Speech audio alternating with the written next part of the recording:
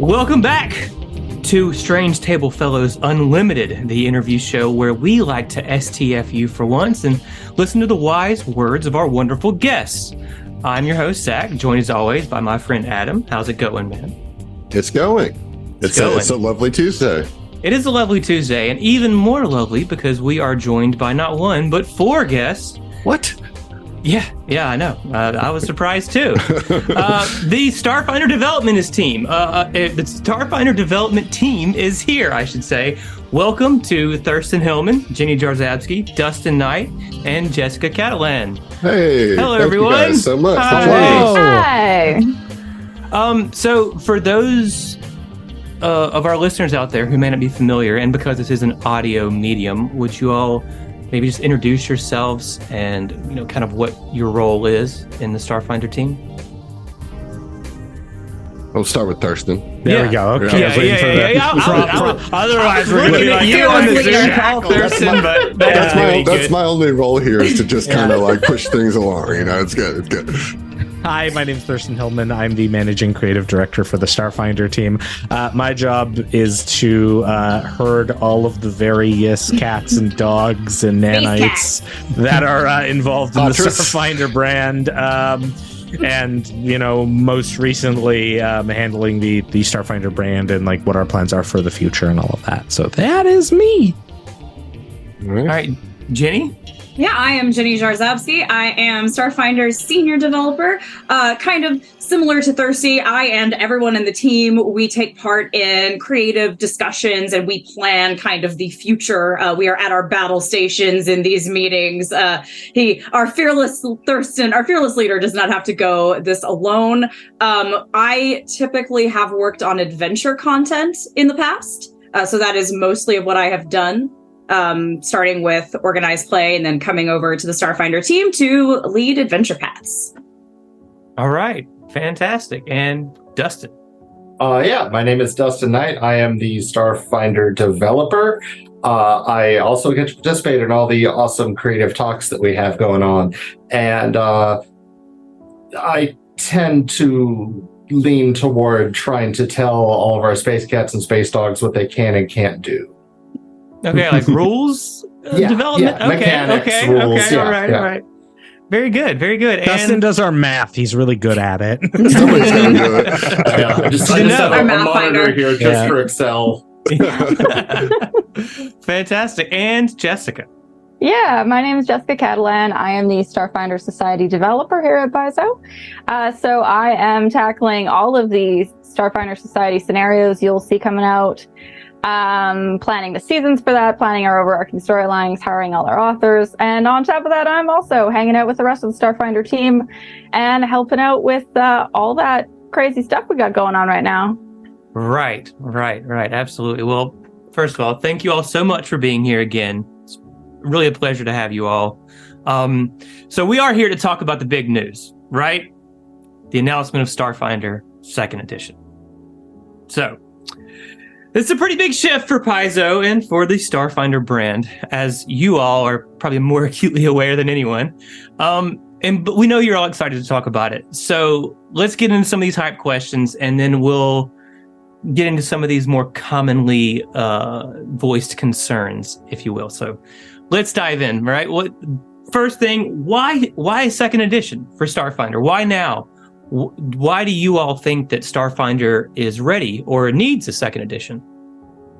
Yeah, I'm gonna leap on the grenade right off the bat. Go for it, Thurston. So there are a couple of reasons. One, this has been in the works for a while. Like, we've been talking about this for the better part of 2 years at this point of doing this. We've had internal discussions, and even before that, but like it's kind of come up more and more in the last 2 years. Certainly as a game reaches the end of what we consider like a proper lifespan and proper life cycle. We want to reinvigorate things. We want to look at how we can update and change things. And realistically, there's a lot of new tech and new assumptions in role-playing games going forward. You look at it's really funny. I just had I had a game recently where I was taking some people I've been playing PF2 through some Starfinder First Edition, and there were just assumptions that people had, because that's kind of what's more and more in like gaming zeitgeist and, you know, culture. So, you know, that's been really one of the main drives, is sort of modernizing a lot of the tech. And I've spoken about this before. Starfinder kind of stumbled on its own success through Pathfinder in a way, because, you know, hey, we released Starfinder after Pathfinder First Edition, and everyone was like, wow, there's all this cool new tech in Starfinder. I really like what they're doing with Starfinder. And then sure, Pathfinder Second Edition came out, and it's like, wow, there's all this cool tech in Pathfinder Second Edition. I wonder when we'll get it in Starfinder. And so we've been tripping over ourselves in terms of just like people who want some of the new tech, some people who like some of the new systems we've developed. And thus, you know, maybe put a game on hold. With some of the recent developments on the Pathfinder side of things, especially as I, you know, mentioned certain events that maybe happened last January, to which all of my team recoils in horror at the memories of that. Gee. Yeah. Oh. something happened involving like coastal spellcasters. And I'll jump on that grenade for you, Dustin. There was a whole thing that occurred, and like, you know, that made us at Paizo reevaluate where we were at with some of our projects. It made us, you know, switch to now doing the Orc license, which we've been moving, you know, Pathfinder Second Edition towards. And so certainly Starfinder has to follow. You know, as a company, we just can't take the risk anymore of being on some of these older licenses, and that requires updating. So at the same time, we might as well do a new edition, right? That makes sense. But on top of that, because we're doing this remaster initiative for Pathfinder, of which, you know, several of the staff members here were actually a part of the design and development of that, which was kind of one of the stepping stones that leads us to where we are today. It was really important that we, you know, get both systems on parity at about the same time, so that we don't have this gap, but this big gap, like we're talking 4 or 5 years between systems. Because by the time we get a game out and get it established, well, guess what? The next edition's already coming out, and then we're in this vicious cycle. And so this just made a lot of sense as far as the timing. And you know, I think, you know, my team can probably elaborate on that if they have some stuff as well. But like that was sort of the key impetus for us. Yeah, I can elaborate on that. I'm cursed. During my job interview, which was in November, I was asked, you know, what book would you be most excited to work on? And I'm like, okay, I gotta be honest, like a Starfinder 2e core rulebook would be amazing, but I don't expect to be able to work on that for a long time, but that's my honest answer. And then like, yeah. Cut forward a few months, and oh boy. Right.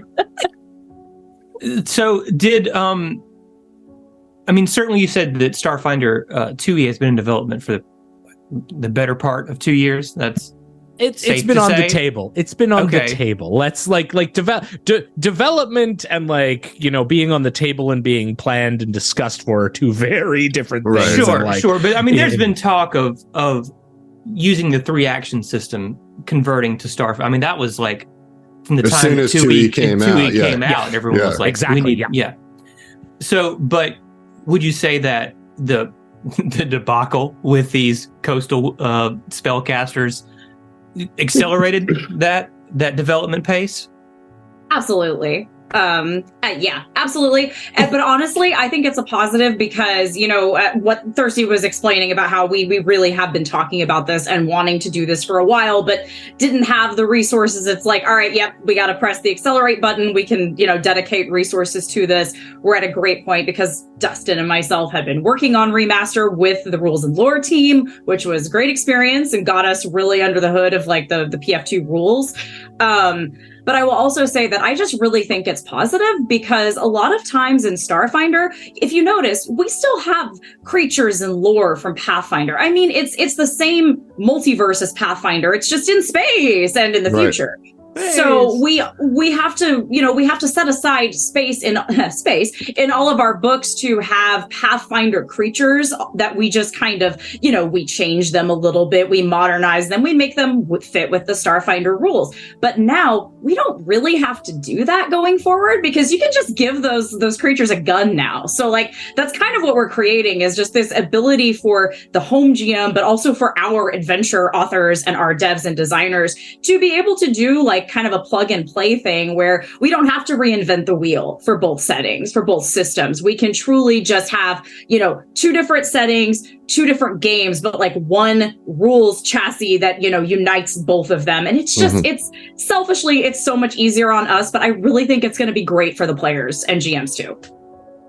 Do you think that like, it frees up space to develop other aspects of the game, right? Like you don't have to put pages about a blue dragon, because you already have that, right? So then you can use those pages for other things. Is that the kind of hope that comes from you guys as designers and curators of the system? I see Jessica nodding vociferously. That's definitely going to be a benefit, especially when it comes to adventures, whether you're literally someone writing for us as Paizo, right? Or just a person from a home game. Like, how many times in an adventure do we all of a sudden have to go, oh, look, we're going to the first world. I wish I had some insert pretty much any fey ever. Right. But, okay, so now my authors or me at the table have to spend our word count recreating something we've already created, right? Like instead, we can just pull them in a sentence or two, or just pull them in from another book, or free off of the archives of this, right? And spend that time on something else that's more unique to the game and putting more stuff into the game rather than having to retread something. So even if just like a basic sense at your table, that's a big benefit.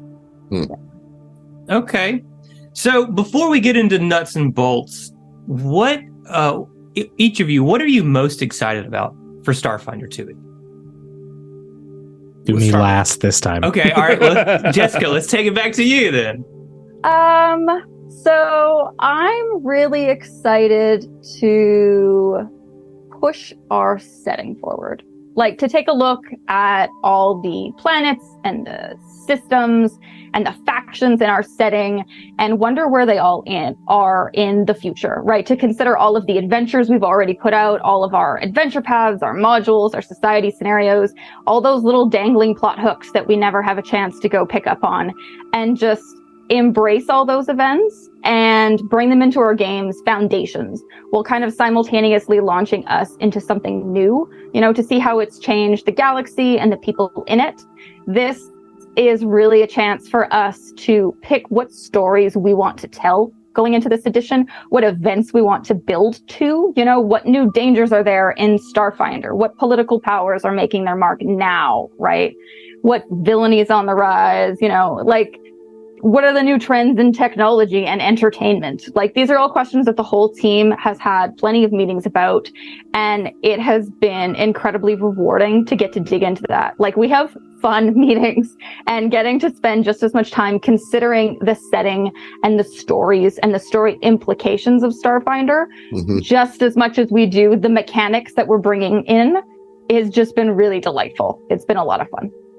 Yeah, I think the setting and the world building that happens in Starfinder is like probably to me the most appealing aspect of it, right? Because there's just so much that you can do with it. And I know me personally, I obviously want more fleshed out packed worlds themselves. Don't worry. You'll be very happy. You'll be very happy going forward. Good. Okay, all right. Well, excellent. What about you, Dustin? What are you most excited about for 2E? Today my answer. Well, I'm sorry. Spreadsheets. Oh, spreadsheets. Yeah. Oh man. If only I could get Paizo to talk into introducing D3.5s, then no. Oh god. Okay. No. We've had these talks. No nightmare. But in all seriousness, today my answer is going to be ancestries. I love the diverse, huge set of ancestries in Starfinder, and I want to see them also fleshed out deeper with more added to them, which the mechanics of Pathfinder 2nd Edition really helps you do. I mean, just compare, like, I'll just pick a random ancestry, completely random. Compare like a Kitsune in Pathfinder 2 compared to Starfinder. You know, in Starfinder, yeah, they're great. They get, you know, transformation and like bonus to like acrobatics or something. Cool.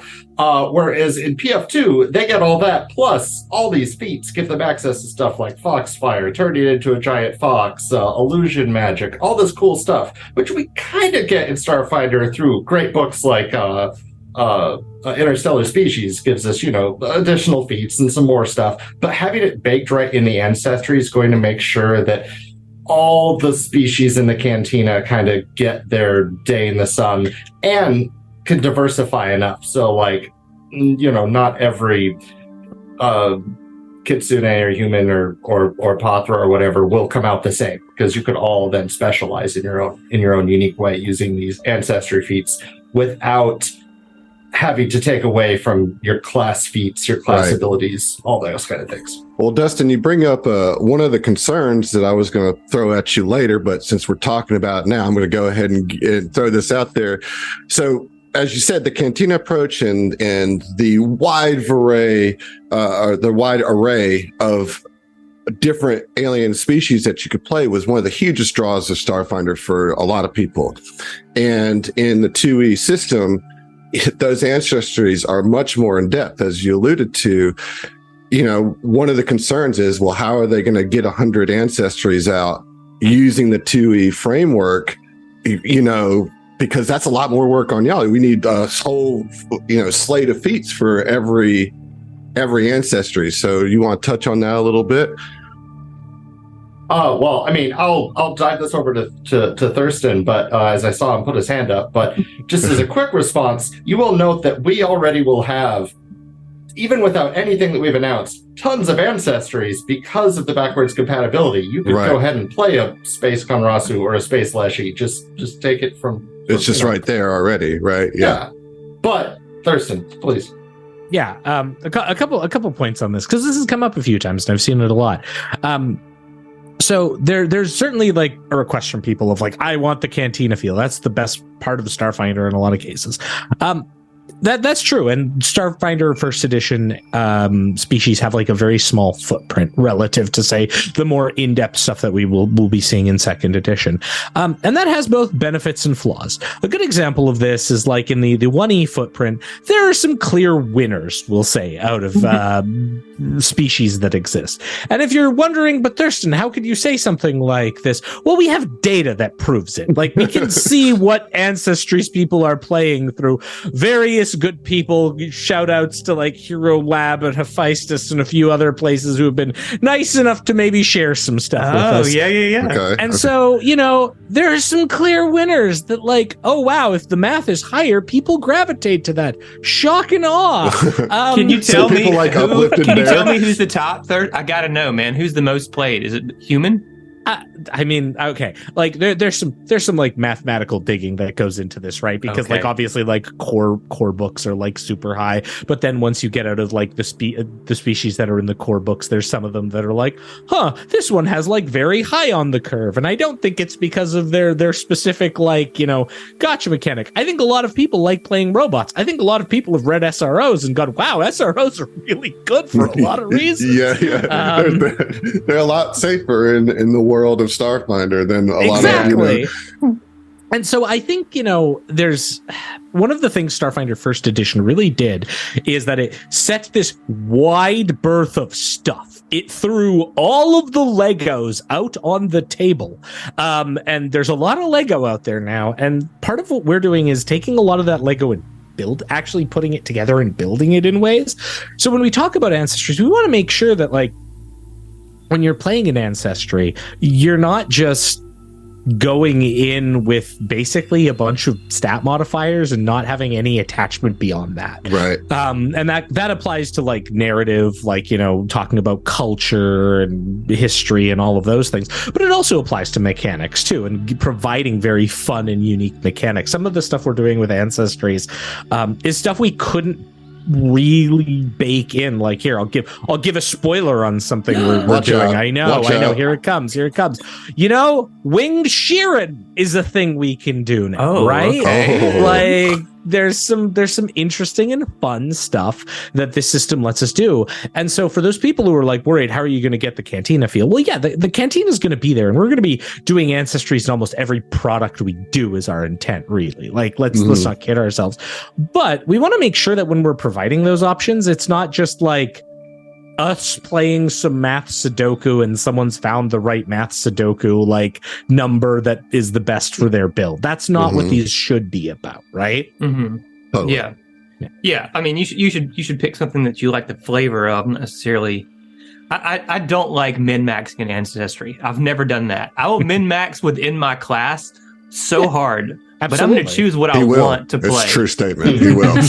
But anyway, thank you, Thurston, for the clarification. I do want to kick it back to Jenny before we get too sidetracked. Right. 3 for 3 so far. Jessica and Dustin have taken my answers one after another. Oh, really? I know. Well, they took mine too. 3 for 3. Okay, fine. Well, y'all wanted to bring all 4, okay? Yeah, well, we're all just, I know, right? But we're all just so excited about it. Honestly, what I'm going to say is I am really excited about skill feats and the possibilities for like they're not new skills to Starfinder, but new to the PF2 system, and the fact that these skills from Starfinder haven't had the PF2 system applied to them yet, and they are now. So what kinds of cool skill feats can you have with things like computers and piloting?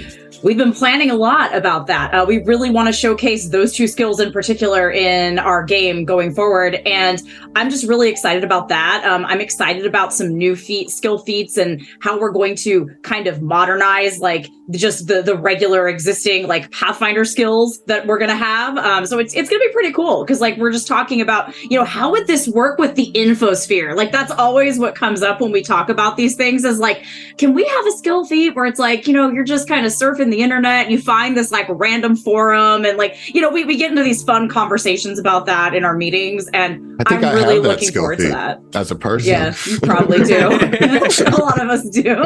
Yeah, so that's something I'm looking forward to for sure. Yeah, for sure. I mean, again, it comes back to how interesting the setting is, and the technology that's prevalent allows you to do so many different things in dimensions, like in the hacking space or whatever, right? That you, frankly, it's just not going to be there in Pathfinder. It's just, you can't do it, right? I mean, well, I don't know. I guess you can now with Starfinder 2E. I suppose you could. You're going to hack a magical rune. Let's go. Yeah.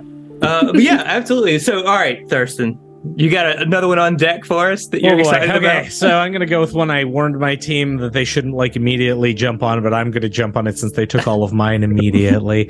And I'm gonna make it a bit more broad, but I'm going to say the thing that has me really excited is that modernization of some of the game tech. We've been doing a lot of playtests, and we actually just released a blog today that talked about some of the internal playtests we're doing. That blog changed the questions that we're going to ask you today. Perfect. I'm looking forward to it because I didn't read the questions since you first sent them. But in all honesty, the mechanics have felt so good in a way that like we're able to change a lot of what the game is. A good example of this is in Starfinder First Edition.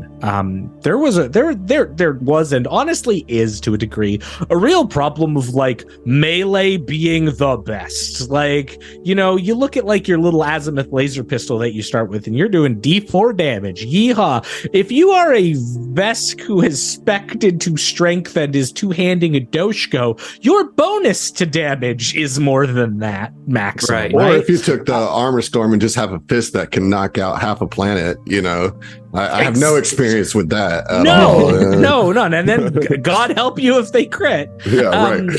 and so it's like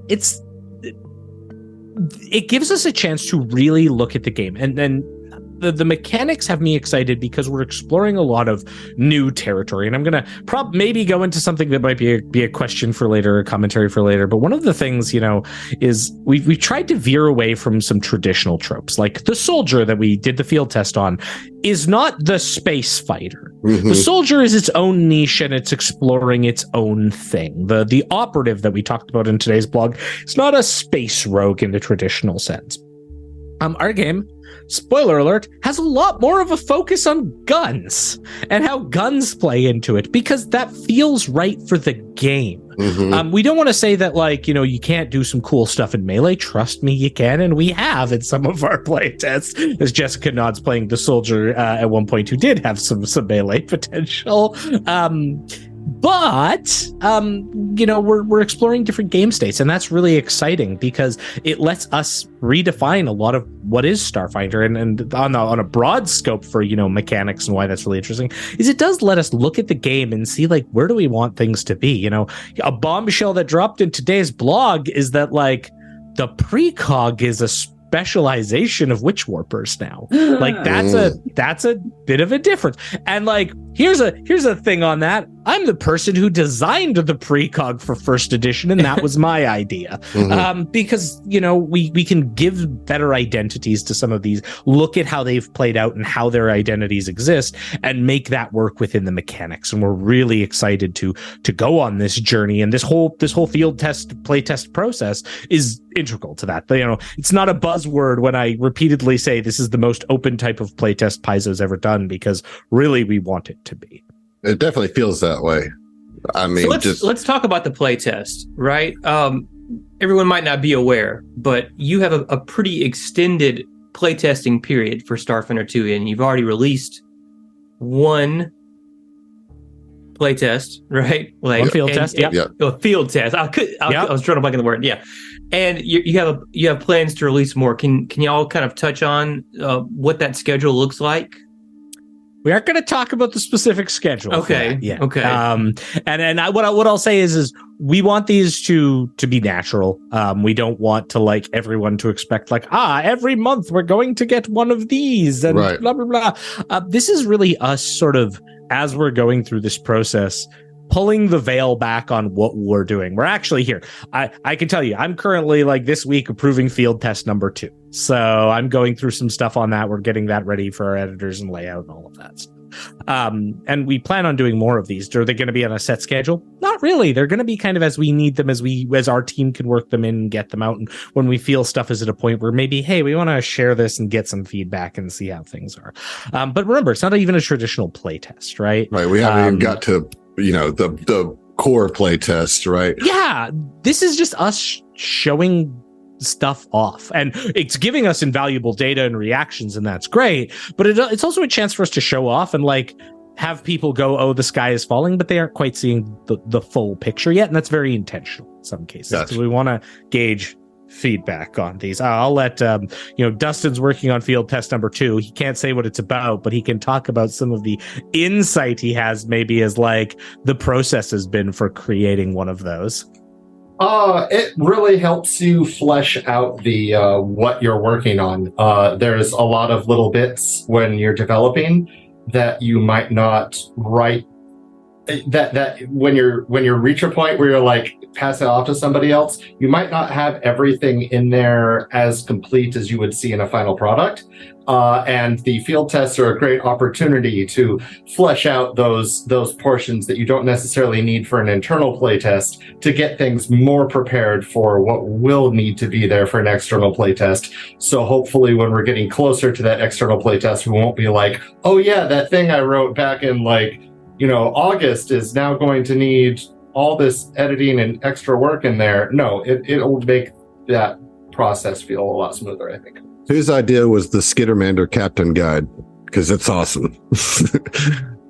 That existed before. Captain Concierge shows up in Tech Revolution. Okay. In the sort of narrative sections of that book as kind of a malicious Mr. Clippy who appears and infests your stuff. But this seems a little bit more fourth wall breaking, though. It's hey, I'm in the room with the developers and this is what they're talking about, and I really that presentation, you know. He's always with us. He is always Mr. Clayton. You know, I'll pass it off to Jenny to talk a bit more about it, but I'll say that, like, you know, we think it's really important to talk to people about what we're doing and to give, you know, insight on why we're taking decisions we are. We don't want to be like an ivory tower of here you go, enjoy this and don't complain, right? Like, we want to say like, hey, this is the approach we're taking. This is the direction we're kind of leaning.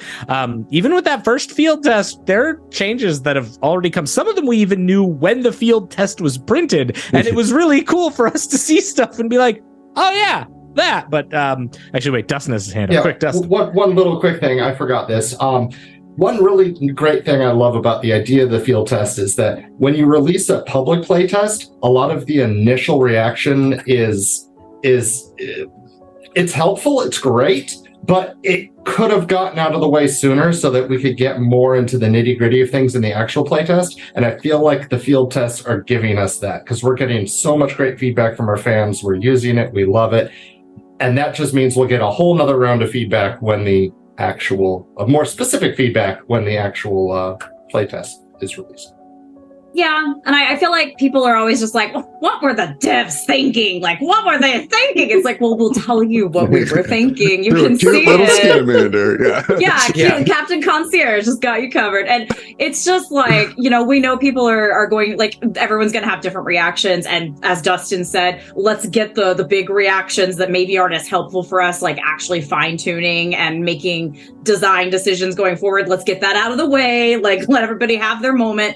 And, you know, on either sides of hype and despair, and then we move on and can do something, you know, that is going to be more useful. But it really is just like reading the room. Like, I want to know what people think. We all of us on this team come from an organized play background where we were players, GMs, like a lot of us volunteers.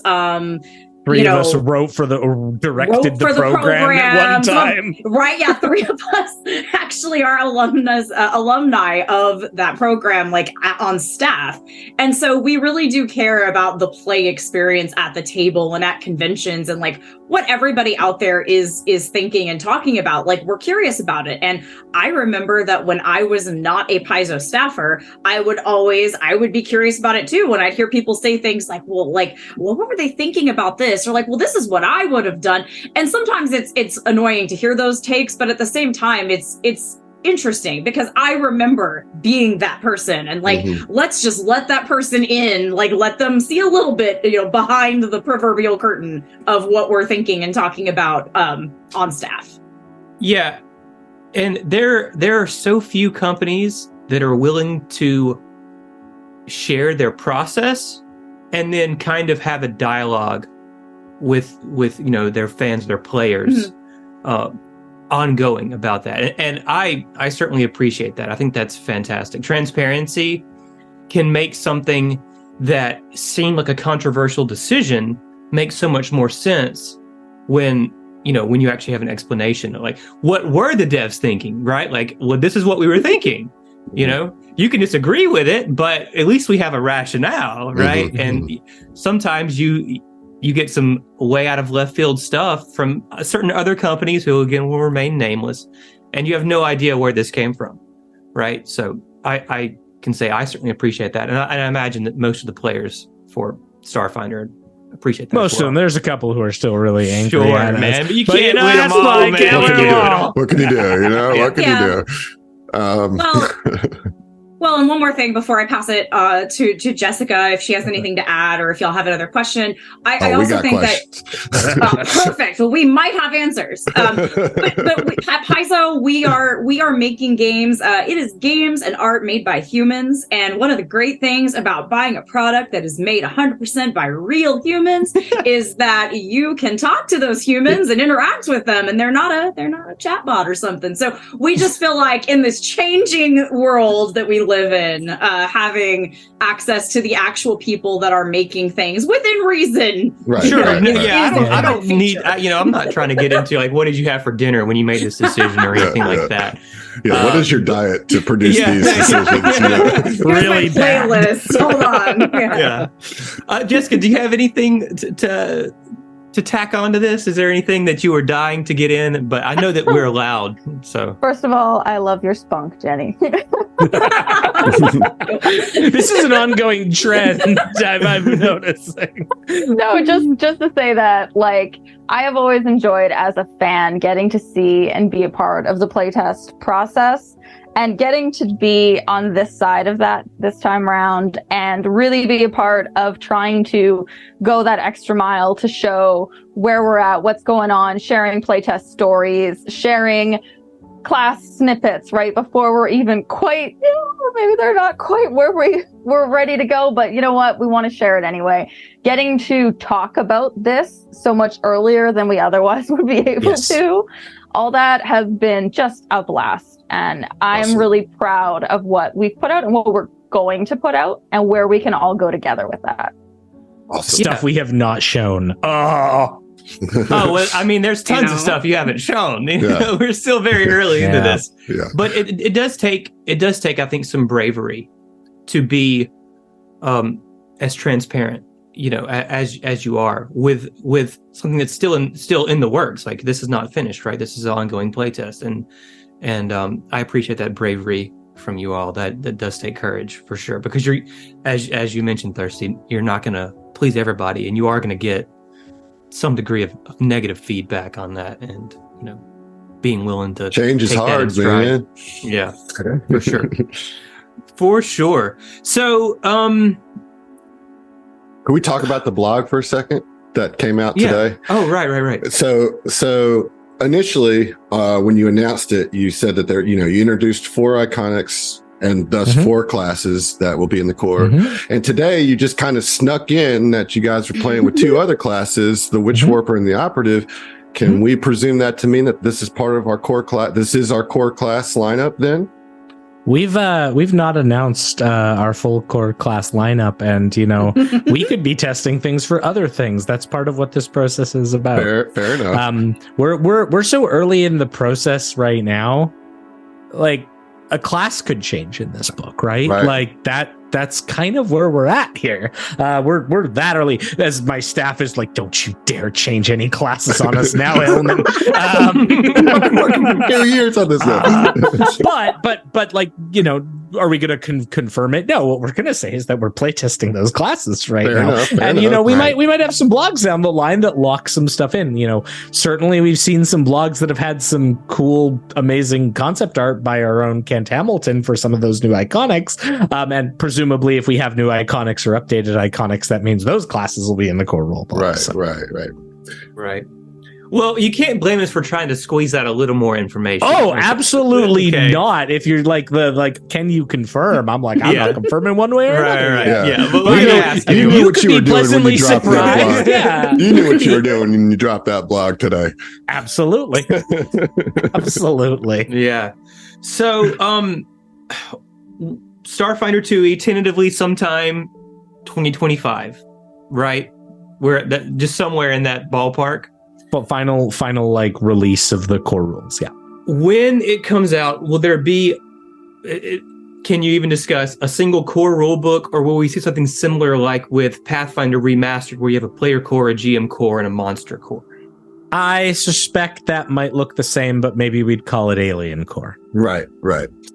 I appreciate that. I do appreciate the little things that really like help. You know what I mean? Like, we're not locked in on this, right? Sure. Like that's still 2 years. Like, to give you an idea, we have to get a playtest rule book done and off to a printer before we can even start the process on doing like the subsequent. But right now, as far as we're looking, it's like, something in a similar vein. And I know our publisher Eric's talked about why having the split books is actually like a better thing for a lot of reasons for us, especially with changes to how shipping is and how, you know, local game stores wanting to stock stuff on their shelves. It's a lot easier to carry like a 300 to 400 page book than it is to carry like a 700 page book and to get that printed and sent in. Like, and you carry more of the player core and less of the GM core, and you can sell those out a lot better. Before we get into like the concerns, right? can you talk a little bit about some of the design philosophy that your team is taking into the development of this new edition? And I to be more, that's a broad question, right? But like, what is like the main thing that you want to inject into Starfinder 2e, as far as a design philosophy?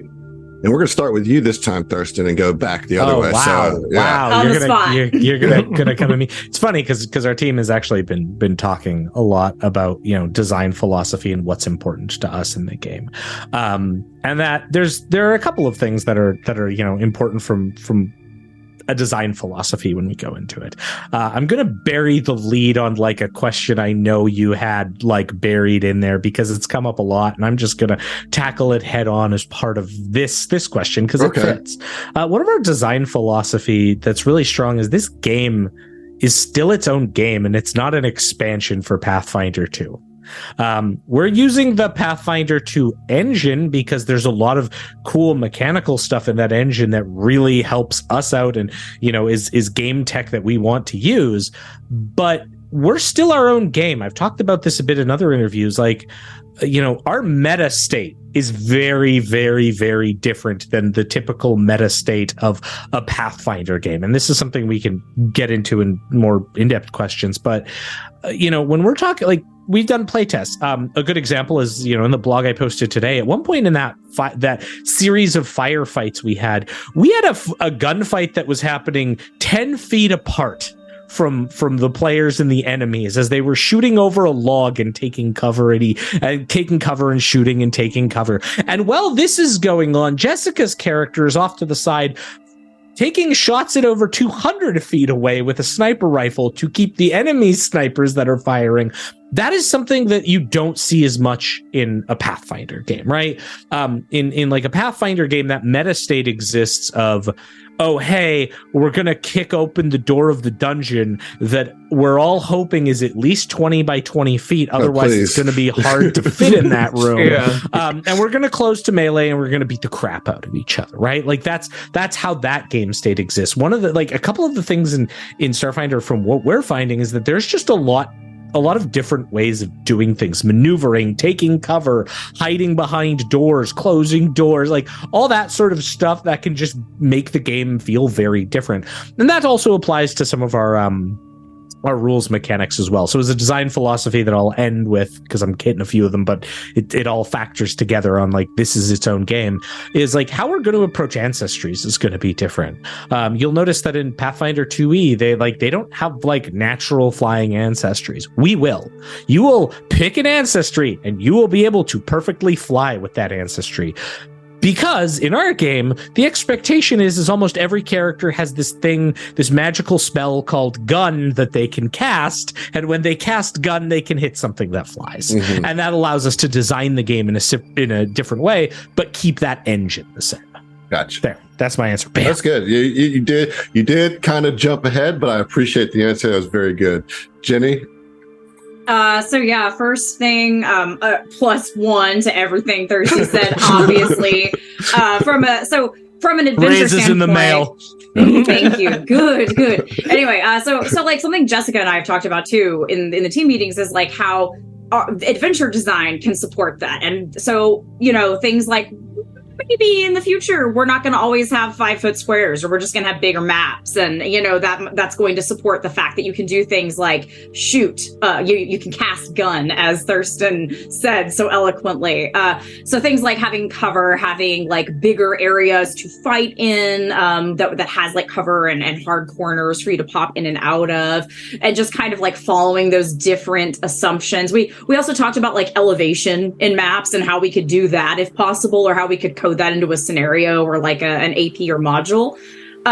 The other thing, before I steal everything that the next two people are going to talk about, is I think it's really important for all of us that rules, like mechanical rules, really support the narrative.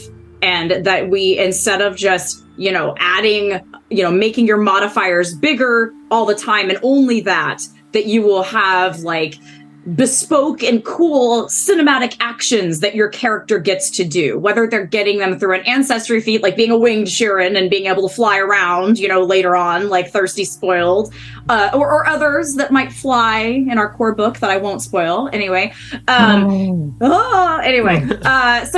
whether it's that or whether it's through your class, having those abilities, like just making that something that this is a cool thing I can do that tells the story of what I want my character to be and what the story that we're playing out is like, rather than just, all right, hold on, I have like the biggest number at the table. I mean, the number will still go up. Yes. But like there will be cool things you can actually do and narrate at the table. Wait, Dustin? Yeah. Oh, yes. That segues nicely into while I do work a lot on the mechanics, our discussions on the setting have really made me excited to see this system emphasize that this is a science fantasy setting and that your mechanics are reflecting abilities that are both in a world where you have a cell phone and you're able to cast spells. Sometimes at the cell phone. That's the best part. Right, exactly.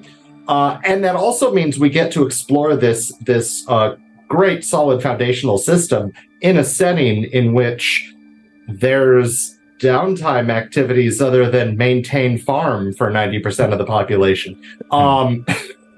The standard NPC will not just be a farmer or monster. Yeah, or tavern manager or something. Right. We have infospheres, we have vid games, we have anything that we have here in our modern world, plus Max. Obligatory Jenny Max.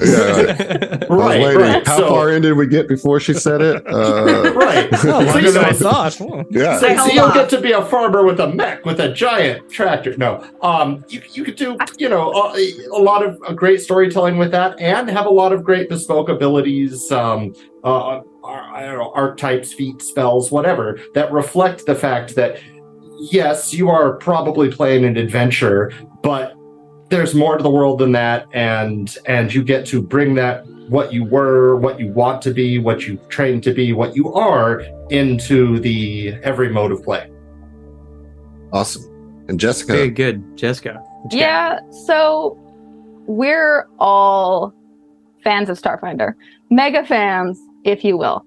So we love Starfinder. We've all got an eye to wanting to make the best new version of Starfinder as possible. We want it to be fun and flexible and engrossing. We want to love it even more than we already do, and I think it's important to remember that we're always leading with that joy. Is it fun? And if the answer is no, we will go right back to the drawing board. Could it be more fun? It probably always can be more fun. So there's lots more work to do, right? Like there will always be people who don't want to give second edition a shot, just as there's people who never gave first edition a shot. And that's okay. But so long as we make the next edition of Starfinder the best that it can be, and something that is a blast to play while still staying true to the game's roots and its spirit and its heart, then that's a win. I think that's integral to what all of us are doing in every aspect of what we're designing. Yeah, it's always nice to hear that, the developers of a game that you love also love that game. And play the game. And play the game. Right? What a concept, Yeah, like if we didn't all desperately love Starfinder, we wouldn't be on the Starfinder team. There's only 4 of us. Right. Soon to be 5. Soon to be 5. Oh, you got a new person coming on, eh? We do. Nice. We're this battle station is gonna be fully armed and operational soon. Okay, I'm going to attempt to reword the question that I was going to lead with because you've already answered it to some degree, but I do want to give an opportunity for clarification. Okay. So there was a lot of hype on the initial announcement about the 100% compatibility to Pathfinder 2e, and I do think that created a lot of anxiety among Starfinder 1e players, warranted or not, that it's there, in the sense that, as you said, Thurston, that there was a fear that Starfinder is becoming absorbed into Pathfinder 2e as an expansion, to that, rather than being developed as a standalone game. And you guys just obviously covered your thoughts and feelings about that.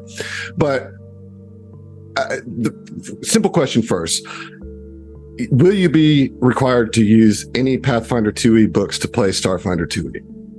For the final rule books, no. For the playtest, in order to save our customers money, we think we shouldn't, reprint a whole bunch of rules that will already exist. So the playtest we're building in mind with, you'll own player core and you'll have game mastery core. And if you don't have those, guess what? That's all available online for free anyway, so you don't have to buy them, right? But for the final game itself, as we were talking about earlier, that's going to have a player core. That's going to have a game mastery core, most likely. Those will be the books you need to play the game. There won't be like go to Pathfinder to get these rules, right? Okay, exactly. Cool. So then let's talk about the term 100% compatibility, because I think a lot of people interpret that to mean, well, you guys are now developing classes for Pathfinder 2e because it has to fit against Pathfinder 2e's meta state. And you've touched on that a little bit, but can you talk about the difference between compatibility and identity? Absolutely. So compatibility, in the sense we're talking about, is I can take a thing from Pathfinder or Starfinder and play it in the same rules engine. Now, there is a difference between compatibility and balance within a meta state. And again, I've talked about this a bunch, is that meta state situation.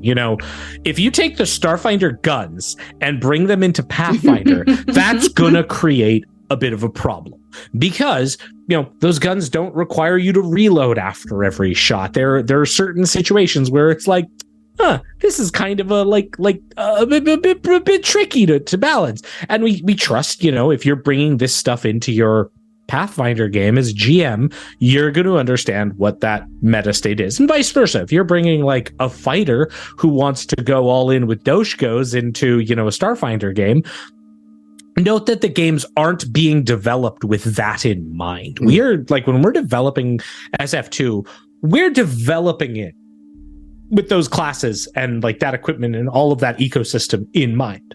Now, we're also keeping the Pathfinder side of the house in mind, but that's a secondary concern to us. That's we need to make sure that there isn't going to be like completely out to lunch. But like, if you run like, a Starfinder character in a Pathfinder game and you're like, wow, this guy who has a Gatling gun feels really good in a setting where everyone's like a low level goblin who has 4 hit points and explodes when they're hit.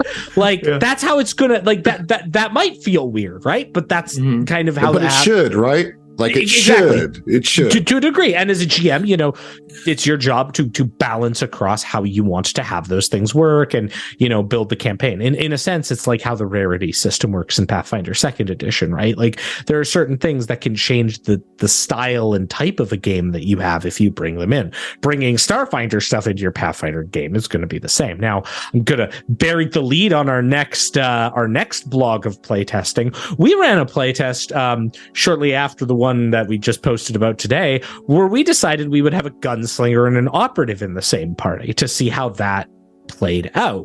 And it played out really good, and it was hilarious, and we all had a fun time, mostly because the gunslinger was out DPSing the operative to a disturbing degree until the gunslinger's guns both exploded, and then suddenly it was very balanced again. But when we're talking about these games, they're still separate games. The compatibility is more like what Jenny was talking about earlier.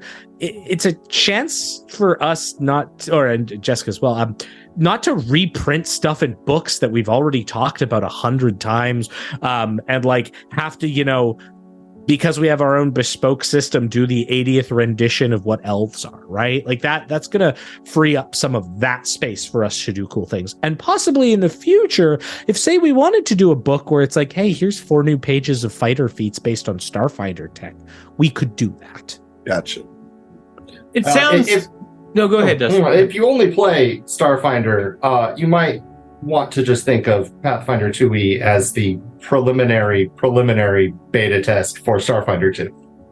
Right. Okay, that's interesting.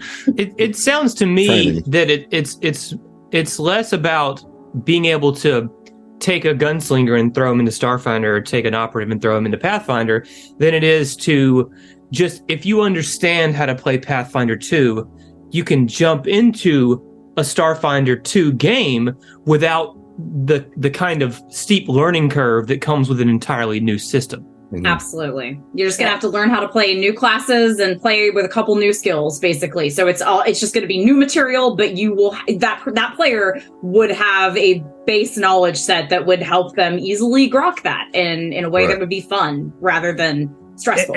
And if you want to do that thing of play the gunslinger alongside the operative, we do want to design these classes so that they feel different. Like that's okay. Like this goes to what we're looking at with Starfinder as a whole of like, we don't really need the fighter in space because there's just other cool avenues to explore.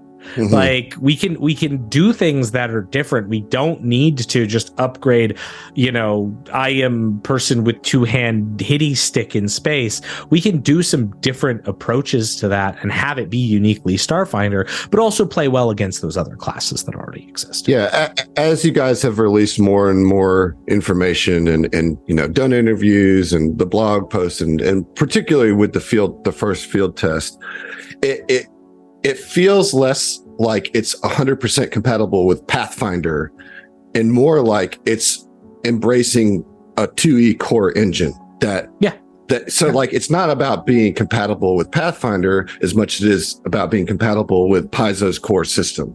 You know what I mean? Like, would Absolutely. that be a fair way to frame that? We just don't have like a name for that generic core system, I so we just kind of gave it had to to you. say Paizo core Pathfinder. system. So you can have that. So you using a starship in Starfinder 2E, it's going to feel appropriately powerful as compared to, say, a naval ship in Pathfinder 2E, because those are on two completely different power levels, right? Yeah. So We're not okay. If your question is like, can the steamship fight the spaceship? that is in fact my question. Okay, yeah. let's no. Like as Jessica No. again like shakes head like no, that is not what's going to That happen. ship's Now, gonna have a really bad day. is Okay, what's good. gonna happen. It should, right? Yeah. It should. Now, maybe if that ship is upgraded with space engines and has a Besmaran pirate crew on it, that could be really thematic Well, that's starship on a combat. That's completely different, different level, right? yeah. Right. Now, if we're talking about naval rules, now, say in the theoretical future, our friends on the Pathfinder side of the wall decide they want to come up with an in-depth naval battle system, right? Well, maybe then we can meet together and be like, hey, what can we do to make these systems work and speak together so that, one thing I'll say for first edition is someone who has played a lot of first edition Pathfinder, a lot of first edition Starfinder, subsystems that are like radically different than the core of your game can take players out immediately. And so anything we can do to make sure that like any of these important subsystems like starship combat, like a mass combat system, anything we can do to make them feel like they're part of the same engine and doing the same thing will keep the players more engaged and more interested in it. And like, rather than, all right, so mech combat, quick, let's all play Battletech. Like that takes people out of things in a very dramatic way. And we saw that a lot with Starship Combat and Starfinder First Edition. And so when we're approaching these things, we want to make sure that we're, doing the appropriate power level, but we want to make sure that they make sense in the engine and aren't just like, hey, here's a completely different game that we just like bodged into this system, right? Mm-hmm. Yeah.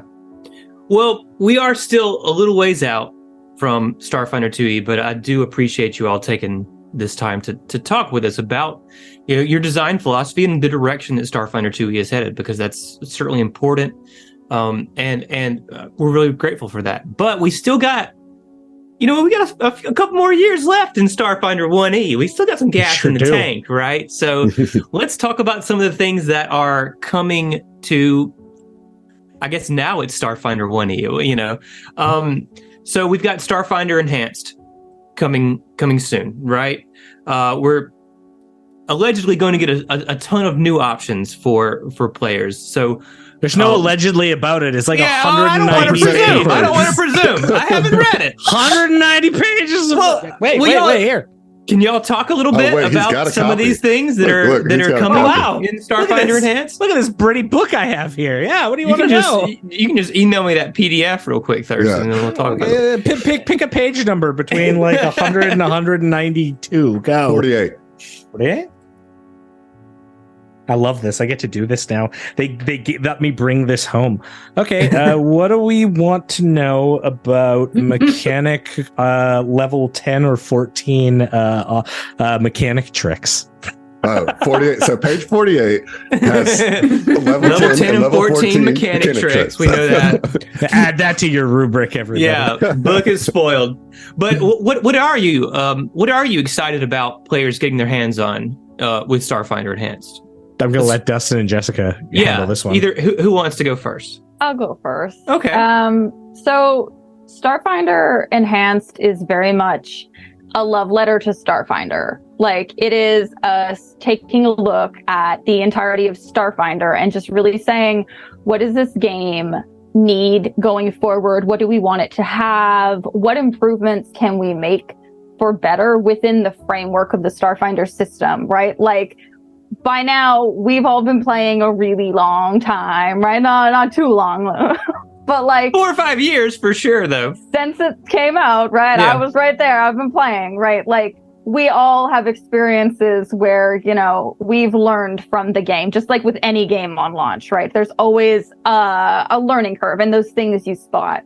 So, this was really a chance to dive into some of that, but also consider it had been kind of a long time since we had a really, really like character option heavy book, like another, you know, character operations manual, right? And this was a chance to really throw out all that kind of cool stuff you want to make the 20th time you play a soldier still feel new and cool and have all kinds of new goodies. So there is a lot in this book, and in short, there is a lot I am excited for, and I'm sure all of us would say something different. Like, there's a lot in here.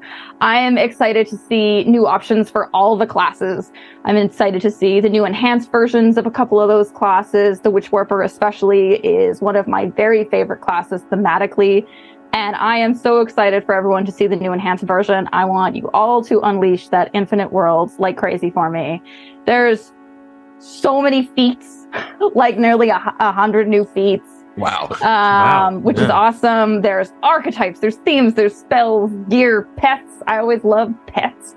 Like, Just throw some pets in there, you know? Yeah, like, and really different ones. Like, and pretty much everything we could cram in there, like we did, and I'm here for it. There's so much to see.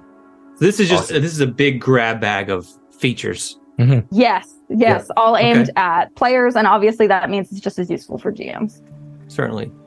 What about you, Dustin? Well, that was a lot of the content in our book. Oh yeah. There, yes. No, I love all the new enhanced classes are great. All the new options are fantastic.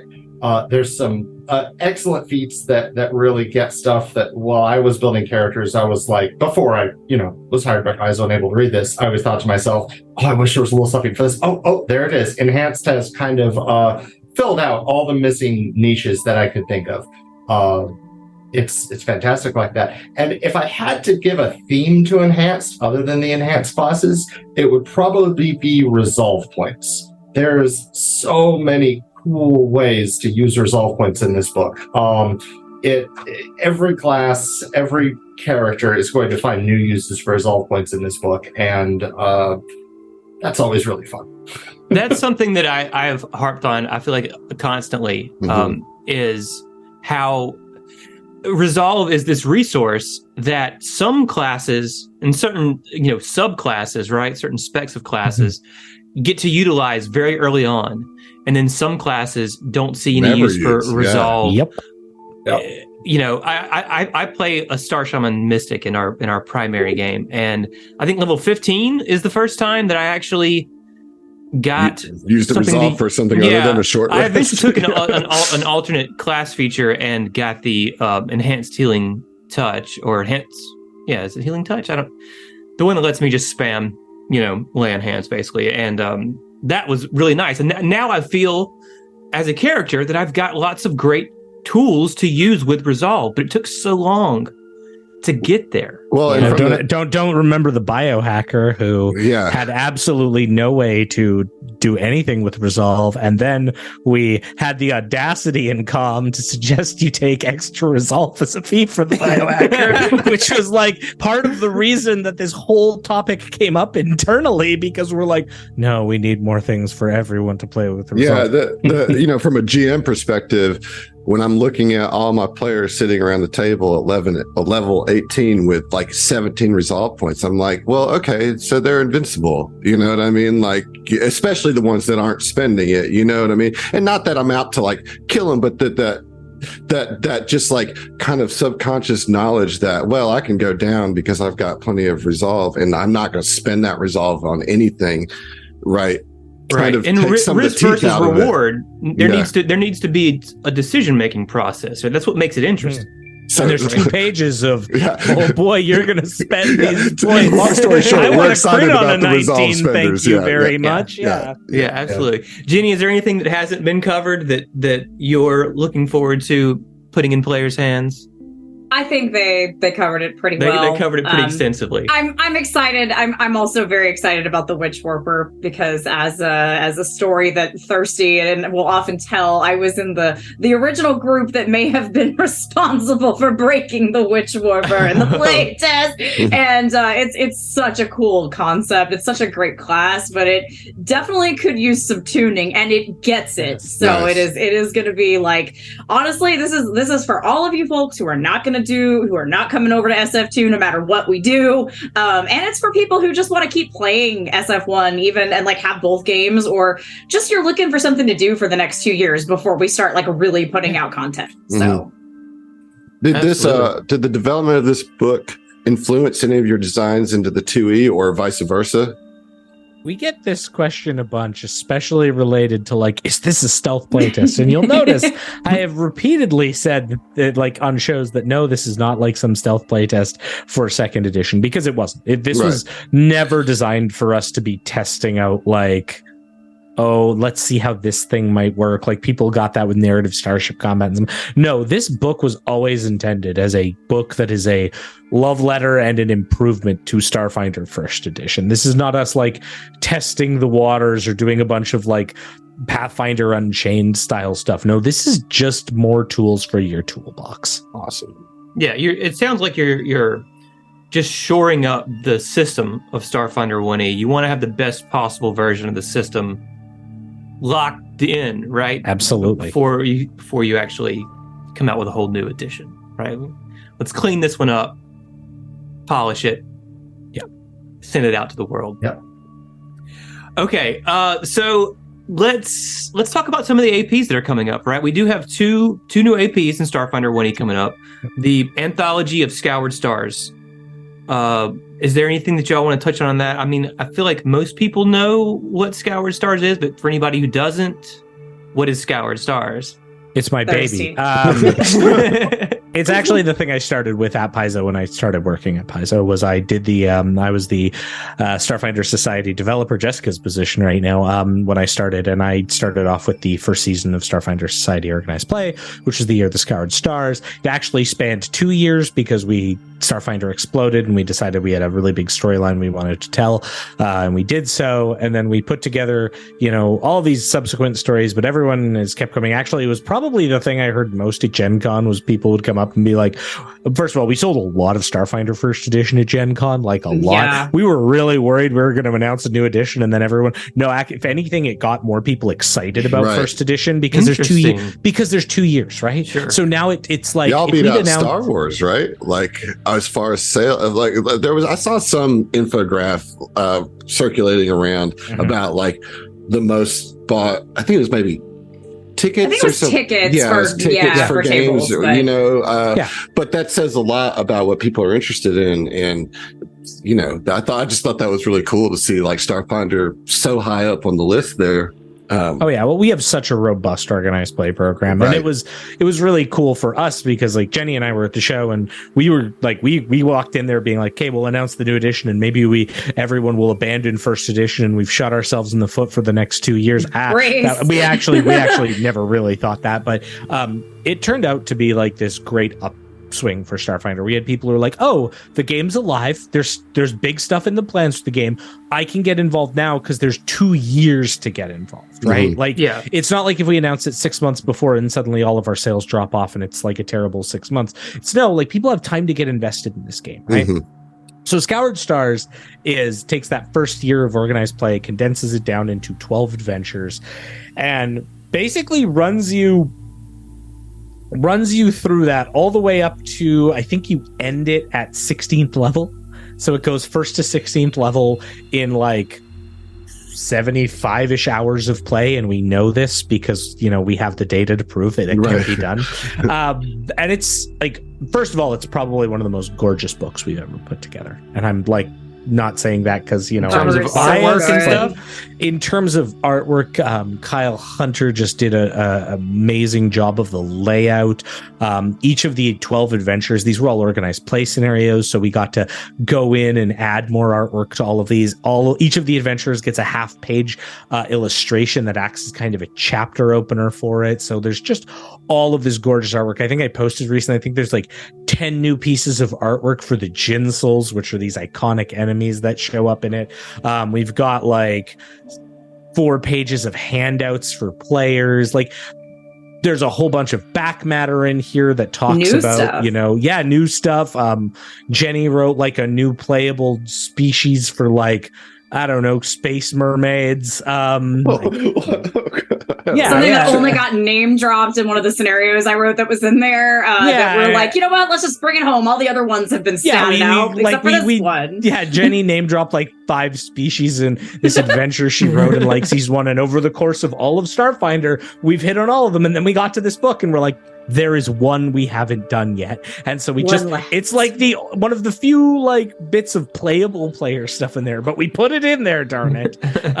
But this book is gorgeous. It's like a love song to that season of organized play. It's honestly, I think, probably one of the most approachable adventure paths we've done as a hardback, or just in general, because it predominantly uses like flip maps for its maps, so you can go out and buy physical maps and just run them for your adventure. It's absolutely gorgeous. It just is going to be like this quintessential Starfinder adventure. And I'm very excited to get it out there, and it's coming out in January. And January, okay, that was my next question, yeah. might be pushed to Feb, but it's January, February. It's Tentatively. It actually has gone to the printer now, because this was sadly one of the sacrifices on the altar of the January fiascos. But we've got this off, and like it's just a love, like it's a love song for Pathfinders, or sorry, for Starfinder is what this is. Okay, that sounds exciting, but I have to be honest. I am a little more excited about this other one. At the time of recording, Armored Core 6 drops in like 3 days, okay? So I'm all jazzed up for mechs, and we have a fairly high-level AP coming out, Mechageddon, right? Yes. So that's like Mechageddon. It's got an exclamation point Yeah, at the end. Mechageddon, it does have an exclamation point, Yeah. and that one is Built into my it. baby. That is, in fact, your baby. Yes. You want to give us Yes. give us the elevator pitch for Mechageddon? So Mechageddon, like you said, it is quite high level. It is actually levels 3 to 18. Being that, okay, sure, we could have gone up to 20, but honestly, the final encounter is a CR 23 encounter, so you're gonna get the high level play, okay, even though you may not get all the way to 20 in that book. So the elevator pitch is that you are part of the New Valor Defense Force, which is a kind of a planetary and city defense force on the kaiju planet Daimalco in near space. You are So awesome. brand new mech pilots who are learning the ropes. You get to prove yourselves, hopefully, have some heroic moments, and you actually end up becoming celebrities and getting offered all these jobs and like sponsorships around near space. And towards the end, you face off against some mysterious ancient threat that may or may not have ties to old Pathfinder lore. But even if you don't know old Pathfinder lore, it's fine. It is completely like sci fantasy glow up. You won't need to know that, and all the info you need is in the book. And this will be a hardcover adventure, just like Scoured Stars. So basically, if you have your core rule book, your Tech Revolution for your mech rules, and then of course, like some Alien Archives, all that's on Nethys, of course, for free. You basically just need this one book. You make one purchase and you have everything you need to run this campaign. So you're not going to do it in like 6 smaller books. It's going to be one big. Nope. Both big of book? us- Same both with of us- Scoured But Stars. I knew too, Scoured Stars was, yeah. We're trying this out. We think it's so far has been pretty cool for us. Like, honestly, from a development standpoint, I feel like having the bird's eye view of the whole thing at once has been really good for just kind of fine tuning what the wonderful authors did. Oh, they did such a fantastic job with the outline it gave them, and just really being able to like polish that and not miss anything, like just make it the best it can be. And it's just, again, it's an ease of use thing for the GM. And it's like you have this one book and it's this 100%. beautiful book that's going to be able to sit, on your shelf, like before and after you run your campaign. So we're trying that out to see how that works instead of like soft cover, like 3 to 6 installments. I hope it's a success because from a GM standpoint, I love the concept of a single book so that I get the whole adventure at one time, so I can, as I'm prepping, know where we're going, and like just get it all there in front of me. And plus a hard book is going to look way nicer on my shelf than a bunch of slim soft books, what I mean? So I hope that it works out good for you guys because it seems like a win for us as the consumers as of it. Players. I can't speak for anyone else, but me personally, I'm not even cracking the first book of an AP until the 6th book is out. Yeah. Yeah. A lot of people like Yeah. that. Absolutely. And one thing that's huge for this change for us, and it's possibly something we'll keep going forward, is hardback books and like big shelf items are way more appealing to local game stores. And I kind of go back to this and like go to the sales tactics, but like with APs, it's kind of problematic because, if you've ever been to a bookstore and you want to get into a manga and you're like, oh man, they have 18 issues and they're missing issues 1 and 2. Mm-hmm. Well, butts. Whereas this sits on a shelf nicely, like at home or at a store, and it gives us some really fun, creative freedom in how we maybe format these things. Like we're talking future products, and there's some really cool experimental stuff we could do with adventures. And things like, maybe going into the lore on some of those packed worlds. Well, maybe if we have an adventure that's set on a packed world, maybe that's where we put a bunch of lore on that packed world to live and have give you that full experience in one product rather than here, let me scatter it about a bit. And right. Yeah. I can't speak to how your release schedules work or anything, but I know that I'd be fine waiting until the whole thing is done. Delay it all you need to. We'll buy it when it's finished, right? Yeah. So I'm already sold on Mechageddon, Jenny, but I do have a question. How big are these mechs? What's the scale of these mechs? You're talking about mechs versus kaiju here, which I'm 100% down for, but how big are these mechs that we're talking? Is this like Pacific Rim mechs or like Gundam mechs? Like where are they at? So I think they're a little closer to Pacific Rim. In game terms, they vary. So again, this expands on and uses the rules from Tech Revolution, and mechs in that book and in Mechageddon are anywhere from, so typically huge, gargantuan, and there are some colossal mechs. So huge is typically, it's going to be 16 to 20-ish feet tall. I think after that, gargantuan is 26 to I think up to in the 50s. And with colossal, you could have anything from 60 something feet tall to more. It could be 60 plus. Yeah, exactly. So there's kind of a little fudging. Those are not exact, other than the base sizes for tactical map purposes. Those aren't exactly laid out. Although I did see that our art Kyle, our super awesome art person Thirsty mentioned earlier, was working on something really cool visual for the covers, where there's going to be like a little lineup of some of the new mechs that are presented in that book as stat blocks with art, and he's going to line those up so you can see like they're relative to each other's size. Nice. Yeah. So if nothing else, you can kind of get a visual for like how big are these things relative to each other, and and the biggest mechs are on par with the size of like a colossus or a kaiju, which is the term more folks know. It's also interesting as I have the PDF up on my other monitor because I'm tricky like that. I can see things like open parenthetical starship form, and I'm like, Love it. Jessica, is there anything going on in your world in the future? What do we got to look forward to in society? What's the next year? Can you talk to us about that? Well, I can't tell you what next year's season is. No, we're currently on the Year of Fortune's Fall, which is ongoing and is going to this is a full year, and then after that we have one whole more full year of the Starfinder Society. We're going right up to nearly the launch of Starfinder 2nd Edition. So we're going all the way through the end. We will have support for Starfinder Adventures all the way through. This year, currently, we're in the middle of an ongoing election to elect the next first Seeker of the Starfinder Society. That happened at Gen Con, huh? Is it through a couple adventure? Yeah, we've got our candidates. You can look them up online. And there is an adventure that came out at Gen Con, and it gives you a chance to go on a little mini mission with each of our 4 possible candidates. Every one of these candidates was somebody's actual player's PC in society. In Starfinder Society, so cool. They reached the highest kind of like levels as you can get in organized play. They submitted their characters by buying with your points you get through the campaign, a special boon that like makes them be a candidate.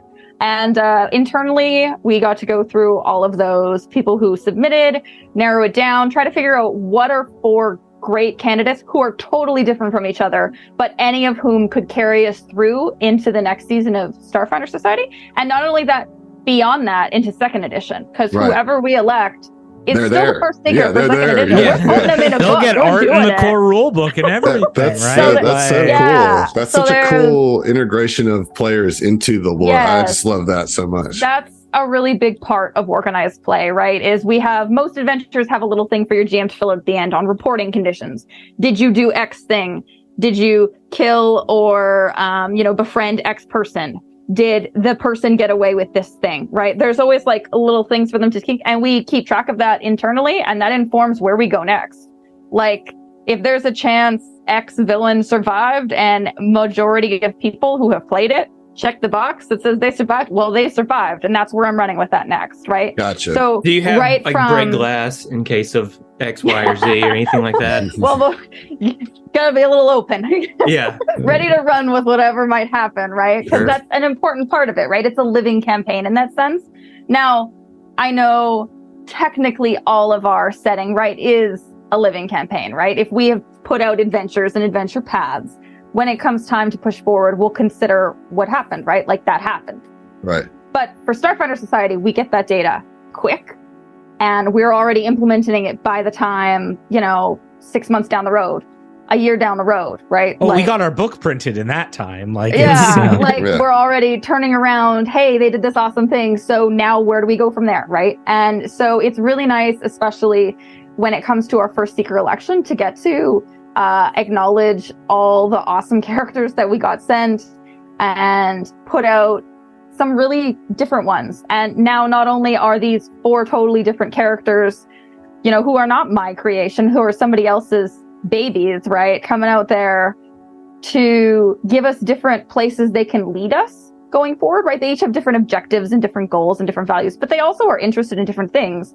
So if, Aurora, who really likes social media and stuff like that and entertainment and wants to help improve how Starfinders themselves can tell their own stories rather than letting other media outlets tell stories about us, right? If she wins, well, that's going to affect what our next season is, right? But if the person who's interested in finding out who the heck the first ones were wins, well, then that's going to totally change to a totally different season, right? Whoever wins So you literally can't tell us what next year is because you don't know. I don't know because I don't know yet. Yeah.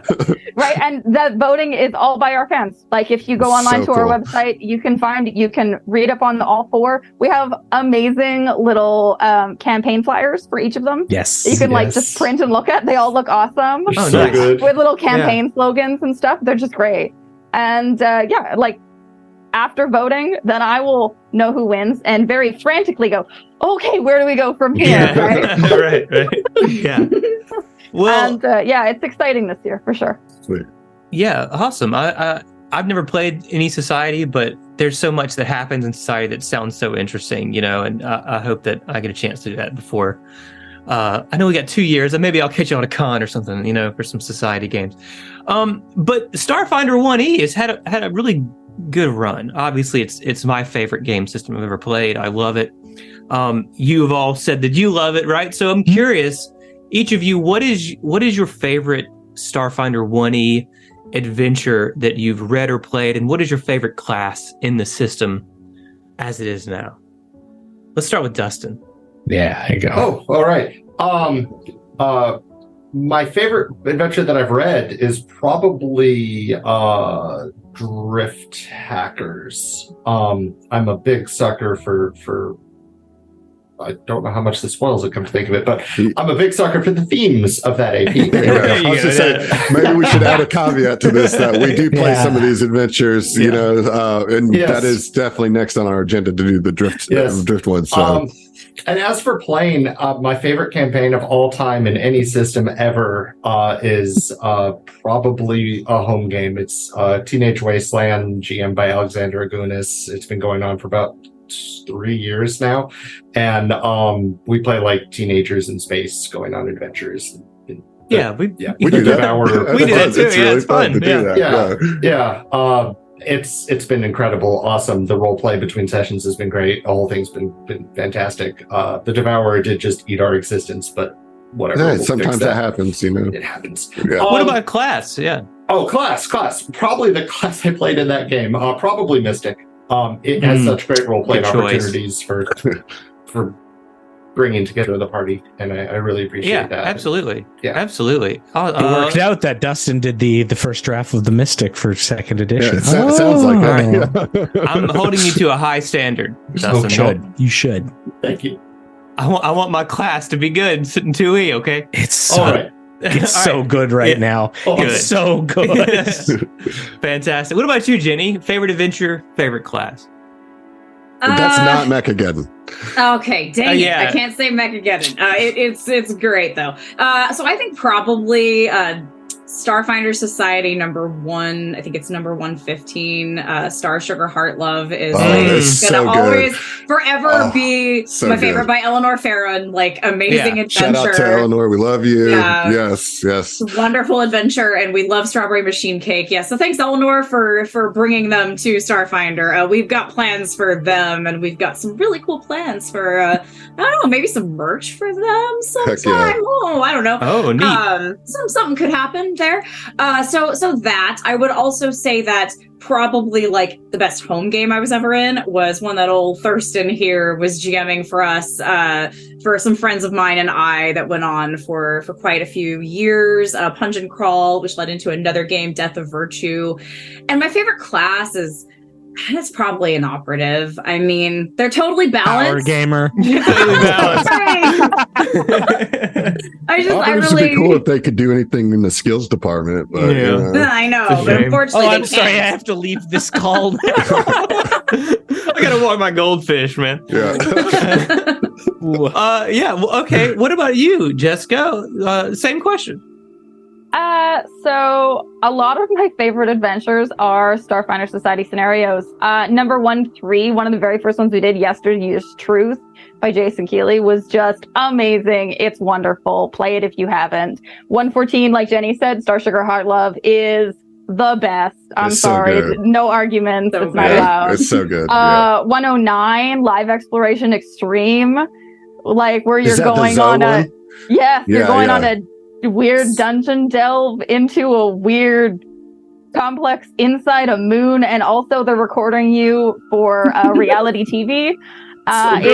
just bonkers, and I love it, and it's great. Like, there's so many just like really fun, weird Starfinder Society scenarios because they're short, and you can just, there's a lot of weird ones, and they're great fun. There's also a sequel to Star Sugar Heart Love, Star Sugar Superstar, which is number 5-8, and it's like a the Starfinder Society is hosting like a Battle of the Bands American Idol-esque competition, and it has celebrity judges, and one of the judges is one of the members of Strawberry Machine Cake, and it turns into, you're just supposed to like help out and make everything go off according to plan, and it turns into like a madcap, lighthearted, almost Scooby-Doo-esque mystery where someone has tried to like poison the member of Strawberry Machine Cake, and that is not okay. So you have to figure out who done it and stuff like that. And it's just like goofy, lighthearted. It's just super fun. Nice.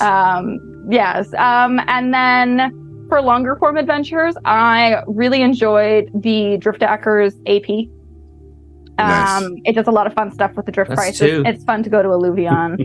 It's just fun. Yeah. And for modules, I'm going to be super pompous and say my favorite's one I wrote. I love Redshift Rally. It was like the most fun I had writing pretty much anything in Redshift Rally. We ran that for one of our Twitch shows, and I gotta tell you, it challenged me in ways as a GM that I've never been challenged before. I actually reached out to you during that because it was such a different approach to a Starfinder adventure, and it turned it like, by the end of it, like we just really fell in love with it, but man, did you put some work on me? 45 dang NPCs that I had that were like all right there that they could talk to at any time in any order that they wanted. So like prepping for it was kind of crazy, but like it was a very cool adventure, and I loved like the tour of the different like locales that you got to do as part of that. Yeah, it's like hey, you're going on a race across the packed world, here's some amazing iconic places. Oh, by the way, this is actually a social sandbox, have fun interacting with like all the fellow racers, what's going on. Like, little did you know, it's not just about the racing. Like, it was, that's actually the part that drew me to it most, is the chance to like do a very different style of adventure with a lot of fun NPCs and characters that can react to you, right? And you're the driving force there. It was like, just imagine me behind the scenes with like one of those conspiracy walls, except they're all like just NPCs in the adventure and the little webs and things. I can imagine. I probably had to recreate it on my little pinboard right here. Yeah. Well, you're welcome. Thank you, Jessica. All right. What about your favorite class, Jessica? Favorite class? I love how iconic a Solarian is. I love a good Solarian. I also love a Mystic. I like playing spellcasters. I love picking the connections. Just Mystics are great fun. But probably, if I had to just pick one, I'm going Solarian. I'm with you there too. You can't be the lightsaber. What about you, Thirsty? Yeah. Ooh, wow. Well, since Jessica, like, I don't know, took a bulldozer through like most of the options I was going to pick for modules, I'll and all of those are great and all of those are high. I'm going to go adventure wise. I'm going to go with a scenario I developed. I didn't write. Jesse Benner wrote this one. It's one of my favorite for a very particular reason. It's number 118, the Black Moon Survey. And the reason I really like that one is that it has a map. It has an infamous map on it that is a half-page map that has a 1 square equals 30 feet. And it was the first time we ever put like a real sniper battle into Starfinder First Edition. And let me tell you, if you were that player who was like playing a sniper, you got to live the dream. And if you weren't that player, you got to live a living hell. You got to feel like the sniper operative in every other game of Starfinder. Because you're like, I move 1 square. I double move. They can still shoot me. Oh God!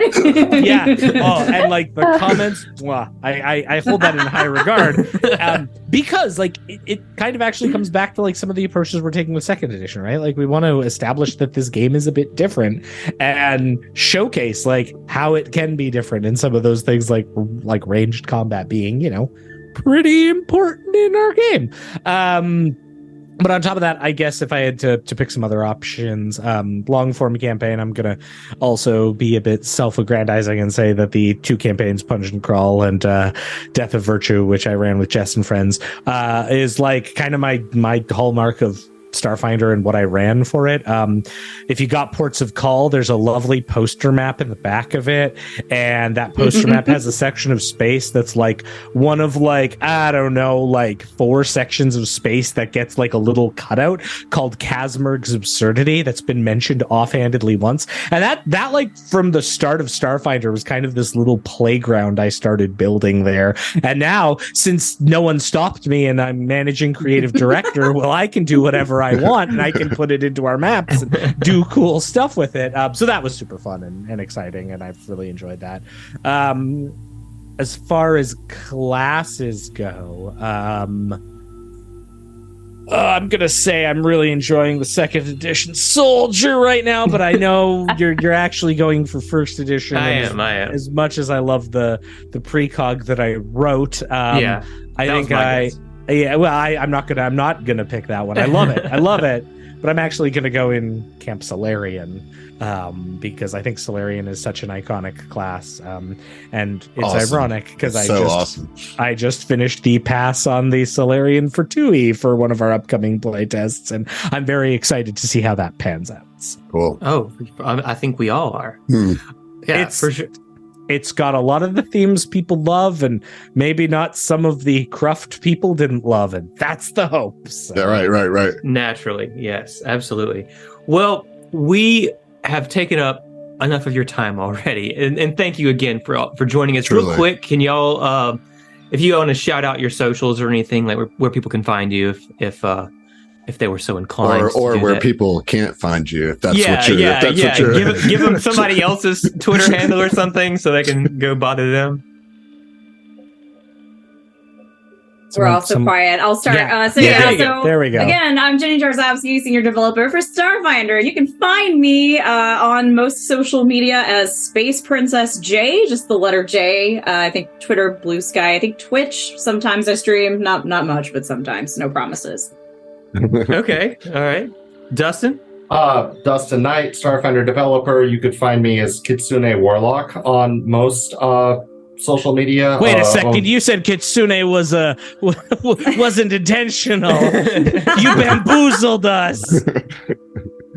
I mean, I rolled the D100, and it's not my fault. My table's 1 through 99. Kitsune 100 reroll. You can also find my Discord at infinite.net, where it's a Discord community for Starfinder and Pathfinder Infinite creators, developers, fans, and I'm on there. And you could then DM me and tell me that you need something very specific in particular in the new game. and we'll see about it. You can do that part of it, and I will. Yes. You'll say, okay, cool. No promises. Yeah. Okay. Noted. Yeah. What about you, Jessica? I'm Jessica Catalan, the Starfinder Society developer, and you can find me on most social media at D20 Diaries. Nice. Okay. And Thurston. Hi, I'm Thurston Hillman, the managing creative director for Starfinder, who makes too many jokes and probably talks too much. But you can listen to me more and find me on all the things at On Call GM. Otherwise, you can also find me over at the Narrative Declaration channel. We do a Pathfinder 2E live play and a variety of other shows. That's at like Narrative Declar, because we couldn't get the E. Thanks, X, Twitter, whatever your name is, for having too many character counts on it. But yeah, you can find me there. I do some GMing. Otherwise, you can harangue me on the social medias. And I just want to say thank you to you folks for inviting us on and having us here. Again, we're trying to make this the most open conversation we've had, both about, 2E and the remaining 1E products that we have that you can see we're all pretty excited about still. This is just like, this is a community at the end of the day, and we want to be a part of it and, converse with our fans and get news out there. And, we're always down for being on shows and talking. We're so thankful to have all of you here giving us your time this evening. And I really appreciate you digging into the whole scope of what 2E is going to be and what it means to you and to us. Yeah, absolutely. Again, thank you all for coming. It was great getting to chat with you. And nothing else to do but tell you till next time. Yep. We'll see you. We'll see you. So yeah, I gotta run watch Ahsoka now. Oh, that's today, isn't it? That's tonight. Yeah.